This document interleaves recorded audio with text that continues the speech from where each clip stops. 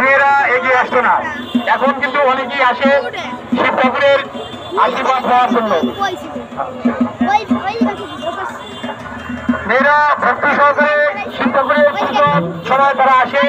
আমি তাদের জন্য আপনাদের কাছে আশীর্বাদ প্রার্থনা করি, আপনারা আশীর্বাদ করেন তারা যেন সুন্দর স্বামী পায়, তাদের জীবনের আশা আকাঙ্ক্ষা তারা যেন শিব ঠাকুরের মতন স্বামী পেয়ে থাকে, এই আশীর্বাদ আপনারা করবেন।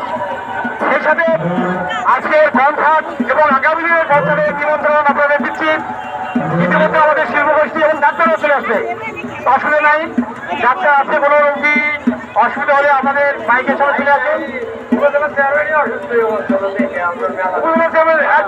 ডাক্তার একটু আগে উপজেলা চেয়ারম্যানকে সুস্থ করে আমাদের বাইকের সামনে চলে আসছেন।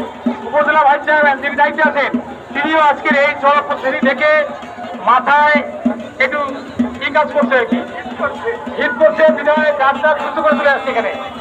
গতকালে এখানে একটা মেয়ে, সে অসুস্থ বিষয় হবে, তাকেও ডাক্তার সুস্থ করে তার বাড়িতে পাঠিয়ে দেওয়া হয়েছে।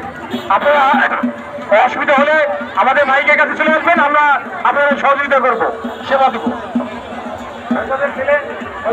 দিচ্ছে সৈকত আমাদের এই টুর্নামেন্টে